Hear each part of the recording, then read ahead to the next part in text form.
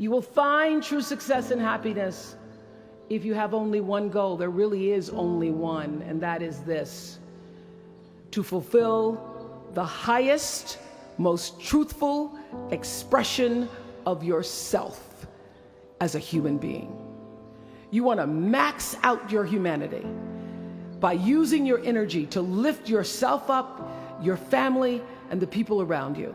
The single most important lesson I learned in 25 years talking every single day to people was that there's a common denominator in our human experience. We want to be validated. We want to be understood. I've done over 35,000 interviews in my career. And as soon as that camera shuts off, everyone always turns to me and inevitably in their own way asks this question: was that okay? I heard it from President Bush. I heard it from President Obama. I've heard it from heroes and from housewives. I've heard it from victims and perpetrators of crimes.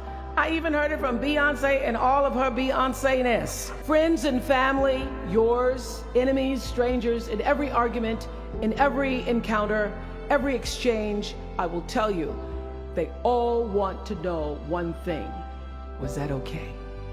Did you hear me? Do you see me? Did what I say mean anything to you? My hope is that you will try to go out and have more face-to-face conversations with people you may disagree with. That you'll have the courage to look them in the eye and hear their point of view, and help make sure that the speed and distance and anonymity of our world doesn't cause us to lose our ability to stand in somebody else's shoes and recognize all that we share as a people. This is imperative for you as an individual and for our success as a nation. So whether you call it soul or spirit or higher self, intelligence, there is, I know this, there's a light inside each of you, all of us, that illuminates your very human beingness if you let it. And as a young girl from rural Mississippi, I learned long ago that being myself was much easier than pretending to be Barbara Walters. Although when I first started, because I had Barbara in my head, I would try to sit like Barbara, talk like Barbara, move like Barbara. And then one night I was on the news, reading the news, and I called Canada, Canada. And that was the end of me being Barbara. I cracked myself up on TV, couldn't stop laughing, and my real personality came through. And I figured out, oh gee, I can be a much better Oprah than I could be a pretend Barbara.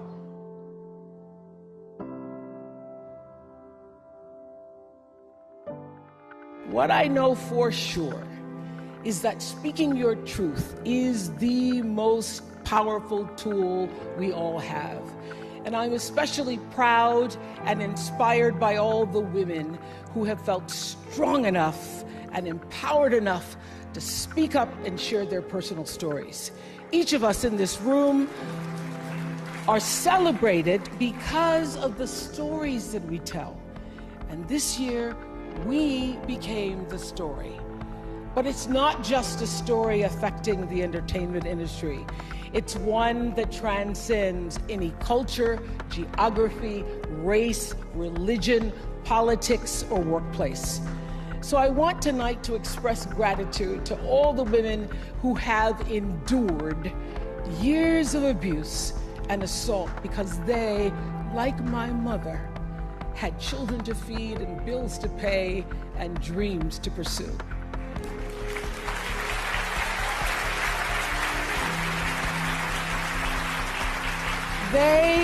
They're the women whose names we'll never know.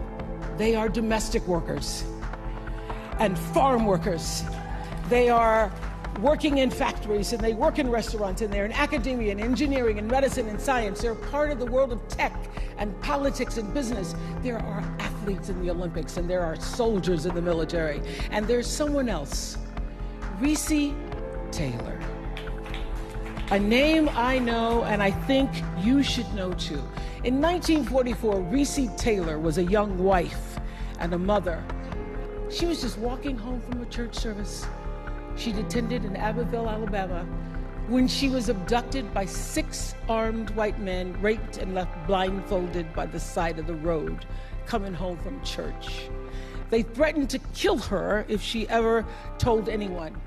But her story was reported to the NAACP, where a young worker by the name of Rosa Parks became the lead investigator on her case. And together, they sought justice. But justice wasn't an option in the era of Jim Crow. The men who tried to destroy her were never persecuted. Recy Taylor died 10 days ago, just shy of her 98th birthday.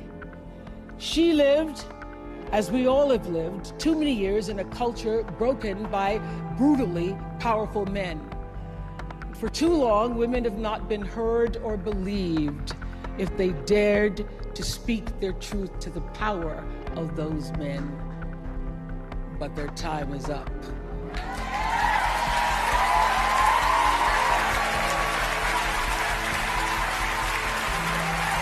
Their time is up.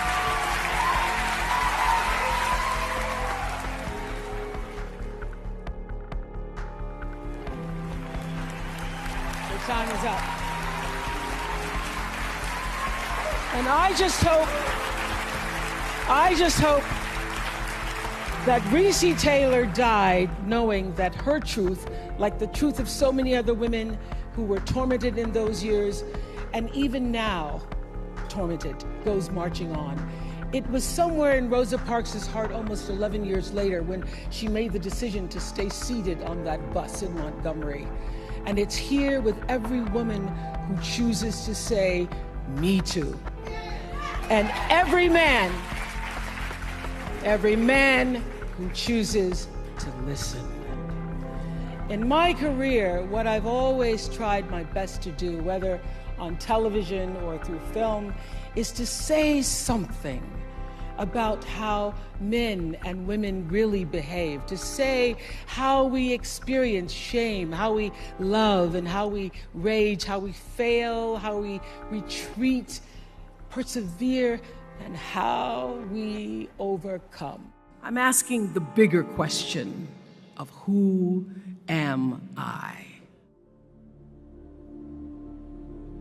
Who am I really? My answer is I am God's child. I am that which is born of all that is.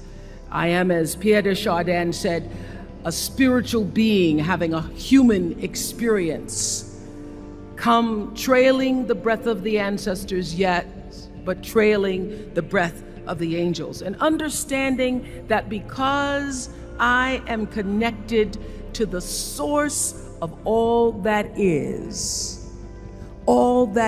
possible for me. And what do I want? I don't want to just be successful in the world. I don't want to just make a mark or have a legacy.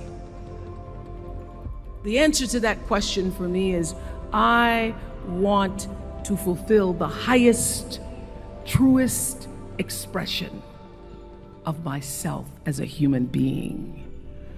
I want to fulfill the promise that the Creator dreamed when He dreamed the cells that made up me. What do I want? You must have some kind of vision for your life. Even if you don't know the plan, you have to have a direction in which you choose to go. I never was the kind of woman who liked to get in a car and just go for a ride. You want to be in the driver's seat of your own life, because if you're not, life will drive you. Knowing who you really are in this space and time that we embody. That's number one. What do you want? Who are you? Number two, you must find a way to serve. Martin Luther King said that not everybody can be famous, but everybody can be great because greatness is determined by service. Now, we live in a world where everybody wants to be famous and where we admire people for just being famous. We think being known brings us value. The truth is, all of that will fade in time.